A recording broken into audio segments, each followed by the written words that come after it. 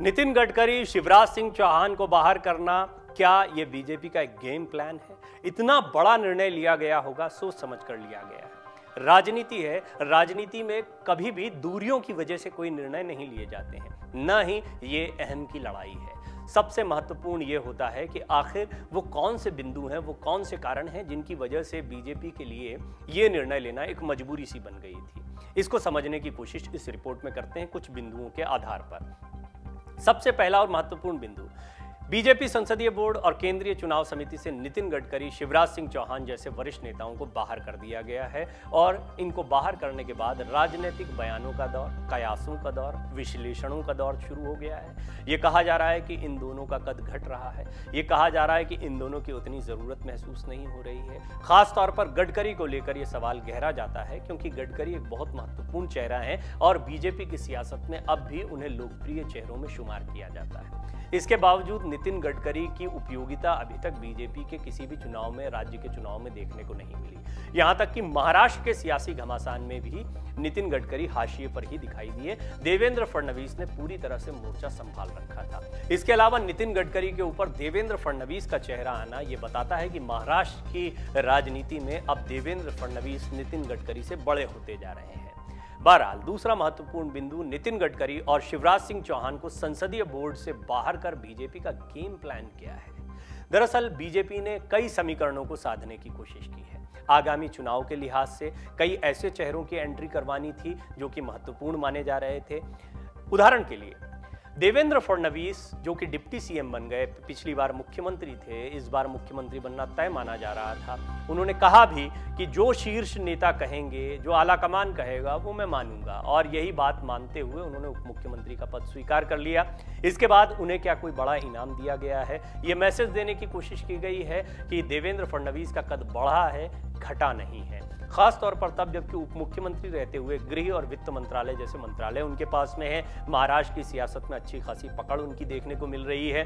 विपक्ष का आरोप, उद्धव ठाकरे ग्रुप का तो ये भी आरोप है कि सुपर सीएम वही हैं, एकनाथ शिंदे तो नाम मात्र के सीएम हैं। हालांकि ये तो बागी गुट को और निराश करने की या उनके अंदर एक फूट हो जाए, इस तरह का प्रयास भी इसको माना जा सकता है। लेकिन कुल मिलाकर देवेंद्र फडणवीस का कद बढ़ा किया गया है, सिर्फ नितिन गडकरी का कद घटाया नहीं गया है। तो एक मजबूरी थी, एक ही जगह से दो लोगों को कैसे लेते, देवेंद्र फडणवीस को शामिल करना था।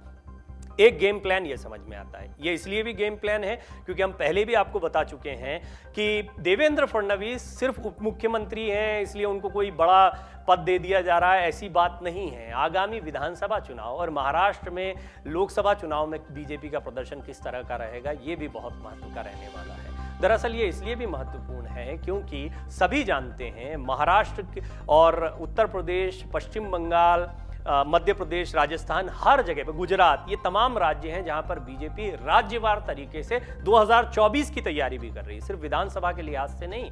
तो वो अपने स्थानीय संगठन को और आगामी दिनों में वो क्या मैसेज देते हैं वोटर्स के सामने, इसके लिए भी तैयारी कर रही है, अपने चेहरों को मजबूत करने की कोशिश कर रही है।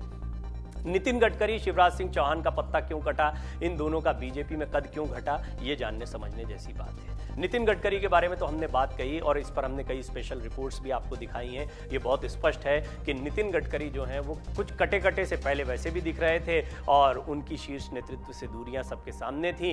राजनीतिक विश्लेषकों का ये भी मानना है कि उनका बढ़ता कद या फिर उनकी अलग चलती एक पैरेलल राजनीति अलग चलती रहती है, वो भी एक बड़ी वजह हो सकती है। लेकिन सबसे महत्वपूर्ण बात यह है कि फिलहाल जो बीजेपी की स्ट्रैटेजी चल रही है उसमें नितिन गडकरी कहीं दिखाई नहीं पड़ते। अपने मंत्रालय के लिए वो चर्चा में रहते हैं, अपने बयानों को लेकर वो चर्चा में रहते हैं, लेकिन बीजेपी की जीत, बीजेपी की जो राजनीति इस वक्त चल रही है, बीजेपी अलग अलग राज्यों में जो प्रदर्शन कर रही है, उसमें नितिन गडकरी कहाँ है, उनका इन्वॉल्वमेंट क्या है, ये एक बहुत बड़ा सवाल है। तो ये एक बड़ी वजह दिखाई पड़ती है। और दूसरा, जहां तक शिवराज सिंह चौहान की बात है, तो ये सभी जानते हैं कि मिड टर्म में या ऑपरेशन लोटस जिसको कहा गया मध्य प्रदेश में, उसके बाद में वो दोबारा मुख्यमंत्री बन पाए हैं। ये बीजेपी के लिए बहुत पचा लेने वाली बात नहीं है क्योंकि जोड़ तोड़ से सरकार तो बन गई है, लेकिन पिछले ही विधानसभा चुनाव में मध्य प्रदेश की जनता ने एक तरीके से शिवराज सिंह चौहान पर भरोसा नहीं जताया था। तो क्या ये कोशिश की जा रही है कि जैसे उत्तराखंड में कई प्रयोग किए गए थे, एक के बाद एक कई सीएम बदल दिए गए थे, मध्य प्रदेश में चुनाव से पहले चेहरा बदलने का कम से कम एक संदेश तो दिया जा रहा है। कोई और बड़ा फैसला होता है? नहीं होता है। खुद शिवराज सिंह चौहान कहते हैं मुझे दरी बिछाने का काम भी दिया जाएगा तो मैं करूंगा, पार्टी जैसा कहेगी मैं पार्टी के कार्यकर्ता के तौर पर करूंगा। वो अपना पूरा डेडिकेशन पार्टी की तरफ दिखा रहे हैं। लेकिन वहीं ये भी गौर करने वाली बात है कि महाराष्ट्र की सियासत की तरह मध्य प्रदेश की सियासत में भी अब एक उबाल देखने को मिल रहा है। वहां पर भी कई खेमे एक्टिव हो गए हैं। कैलाश विजयवर्गीय, ज्योतिरादित्य सिंधिया की मुलाकात हो रही है। सत्यनारायण जटिया के जितने समर्थक हैं वो फिर से एक्टिव हो गए हैं, खुश हो गए हैं। जो शिवराज का विरोधी खेमा है वो एक्टिव दिखाई दे रहा है। नरोत्तम मिश्रा हैं और भी कई ऐसे चेहरे हैं जिनकी राजनीति मध्य प्रदेश की अलग चलती रहती है। तो कुल मिलाकर ये बीजेपी ने सिर्फ तुरंत ही कोई निर्णय नहीं ले लिया है, बहुत सोच समझकर एक गेम प्लान बनाया है। और उस गेम प्लान में कहीं ना कहीं नितिन गडकरी और शिवराज सिंह चौहान से होने वाले फायदे कम दिखाई पड़ते हैं। कहा यह भी जा रहा है कि बीजेपी ये बदलाव सोची समझी रणनीति के तहत कर रही है और इस रणनीति में आगामी दक्षिण के चुनाव हो, चाहे जैसे येदियुरप्पा की एंट्री होना हो या फिर सत्यनारायण जटिया जैसे बेदाग चेहरों का आना हो, शांत चेहरों का आना हो, ये वो चेहरे हैं जिनकी विश्वसनीयता ज्यादा है। तो बीजेपी इस तरह के अनुभवी चेहरों को सामने लाना चाहती है। दक्षिण की राजनीति पर निगाहें जमाए हुए है, आगामी चुनाव पर निगाहें जमाए हुए, इसलिए भी ये निर्णय लिए गए हैं। ये बहुत स्पष्ट है, बीजेपी की निगाह 2024 के लोकसभा चुनाव पर टिकी है और इसी के मद्देनजर वो संगठनात्मक मुद्दों एवं उभरती राजनीतिक चुनौतियों से निपटने के लिए कई प्रदेश इकाइयों में अहम पदों पर बदलाव जारी रख सकती है। तो ये यहाँ पर रुकने वाला नहीं है मामला, अभी आपको आने वाले दिनों में कई और बड़े बदलाव बीजेपी में देखने को मिल सकते हैं। क्या 2024 के लोकसभा चुनाव के लिए बीजेपी की स्थिति मजबूत है? ये बहुत बड़ा सवाल है। अगर हम हाल के चुनाव के नतीजे देखें तो जिन 4 राज्यों में बीजेपी की सरकार थी वो बचा लिए। उत्तर प्रदेश एक ऐसा राज्य था जहां पर तो 37 साल बाद एक इतिहास रचा गया। कुल मिलाकर अगर हम देखें तो विधानसभा चुनाव के पिछले जो विधानसभा चुनाव हुए हैं 2022 के, उसमें बीजेपी के लिए बहुत फेवरेबल नतीजे आए हैं और इससे बीजेपी उत्साहित हो सकती है, लेकिन इतने भर से रुक नहीं सकती है। इसके बाद विपक्ष की राजनीति भी तीखी हुई है।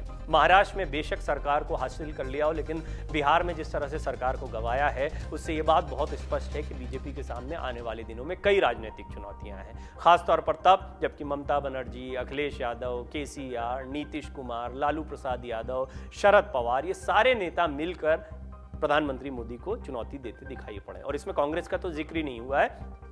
कांग्रेस बेशक कमजोर दिखाई देती है, लेकिन कांग्रेस कई जगहों पर आज भी बड़ी ताकत है बीजेपी के खिलाफ। उदाहरण के लिए राजस्थान, गुजरात, मध्य प्रदेश, छत्तीसगढ़ वो राज्य हैं जहां पर सीधे सीधे बीजेपी और कांग्रेस के बीच में टकराव होता है या लड़ाई होती है, और इन राज्यों में कांग्रेस का प्रभाव अब भी है। हालांकि कांग्रेस जिस तरीके से पिछले कई चुनाव हारी है या उसके केंद्रीय नेतृत्व में जिस तरह का घमासान चलता रहा है, उससे बीजेपी की ताकत बढ़ती दिखाई देती है। लिहाजा किस तरह से एक विपक्ष लामबंद होगा, यूपीए की क्या कोई नई शक्ल देखने को मिलेगी, कोई तीसरा मोर्चा देखने को मिलेगा, इस पर भी बीजेपी की निगाह है। बीजेपी के शीर्ष नेतृत्व इससे पहले भी कई राज्यों में बदलाव करते रहे हैं। पिछले कुछ हफ्तों में भाजपा ने महाराष्ट्र, उत्तराखंड, छत्तीसगढ़ में प्रदेश अध्यक्षों की नियुक्ति की है। उत्तर प्रदेश, तेलंगाना, कर्नाटक और पश्चिम बंगाल सहित कई राज्यों में महत्वपूर्ण पदों पर बैठे लोगों में फेरबदल किया है। सत्तारूढ़ दल ने 2019 में इनमें से ज्यादातर राज्यों में जबरदस्त बढ़त हासिल की थी और पश्चिम बंगाल और तेलंगाना में भी लाभ हासिल किया था। उत्तर प्रदेश इकाई का नया अध्यक्ष नियुक्त कर सकते हैं और बिहार में कुछ नए चेहरों को लाया जा सकता है। और बीजेपी के लिए 2 राज्य बहुत महत्वपूर्ण हैं। बीजेपी ने बेशक उत्तर प्रदेश में 2022 के विधानसभा चुनाव को जीत लिया, लेकिन सीटें पहले से कम हुई हैं। समाजवादी पार्टी का वोट प्रतिशत बढ़ा है, उन्होंने गेन किया है, सीटें बढ़ी हैं। बहुजन समाज पार्टी एक्टिव हो गई है, लिहाजा उनका ये मिशन कि उत्तर प्रदेश में वो उसी प्रदर्शन को दोहराएं जो उन्होंने पिछले लोकसभा चुनाव के दौरान किया था। इसके लिए बहुत जरूरी है कि वो उसी ताकत के साथ सामने आए और विपक्ष की हर रणनीति को नाकाम करें। इसके लिए बहुत जरूरी है कि जो जातिगत राजनीति है, धर्म की राजनीति है, इनके समीकरणों को भी समझा जाए। लिहाजा ये भी बहुत मुमकिन माना जा रहा है कि केशव प्रसाद मौर्य जो हैं वो दलित चेहरे के तौर पर बीजेपी की जिम्मेदारी प्रदेश की संभालते दिखाई देंगे और ये भी बहुत महत्वपूर्ण निर्णय दिखाई देता है। यानी ऐसे कई निर्णय बीजेपी ने हाल के दिनों में लिए हैं। और संसदीय बोर्ड में बिहार के किसी नेता को जगह नहीं दी गई है। संसदीय बोर्ड में बिहार के किसी नेता को जगह नहीं देना ये भी बताता है कि बिहार में जो उठापटक हुई, सियासी उठापटक हुई है, उससे बीजेपी ने बहुत सारे सबक लिए हैं। हमने आपको एक रिपोर्ट दिखाई थी कि कैसे नीतीश कुमार हर बार दबाव में ले आते हैं बीजेपी को, और ये रिपोर्ट बताती है कि बीजेपी की कहीं ना कहीं मजबूरी नीतीश कुमार दिखाई देते थे। नहीं तो बीजेपी के भीतर विरोध होने के बावजूद, बीजेपी के बिहार के कई नेताओं ने विरोध जाहिर किया, इसके बावजूद नीतीश कुमार पर बीजेपी ने दांव क्यों लगाया और छोड़ने का निर्णय नीतीश कुमार ने लिया। हालांकि उन्होंने ये बताया कि उनको ऐसी खबरें मिली कि पार्टी को तोड़ने की कोशिश की जा रही है, हमारी पार्टी खत्म कर दी जाती, इस तरह के डर थे। लेकिन ये सभी जानते हैं कि सियासी समीकरणों को साधने में नीतीश कुमार कितने अव्वल हैं और उन्होंने किस तरीके से आरजेडी के साथ में एक बार फिर संगठन बनाया। और ये संगठन सिर्फ सरकार बचाने की कवायद नहीं है, आगामी लोकसभा चुनाव के लिए कम समय रह गया है, फिर उसके बिहार के विधानसभा चुनाव में कम समय रह गया है। इन दोनों समीकरणों को साधने के लिए भी उनके इस नए गठबंधन को बहुत महत्वपूर्ण माना जा रहा है। तो उन्हें क्या लगता है कि उनकी ताकत बीजेपी के खिलाफ रहकर ज्यादा बड़ी हो सकती है बनिस्बत इसके कि वो बीजेपी के साथ में रहें। कुल मिलाकर बीजेपी इस चीज को भी देख रही है कि कौन कौन से सहयोगी दल दूर जा रहे हैं। उदाहरण के लिए शिवसेना है, उदाहरण के लिए जेडीयू है, ये कुछ ऐसे बड़े गठबंधन रहे हैं जो बीजेपी ने खोए हैं।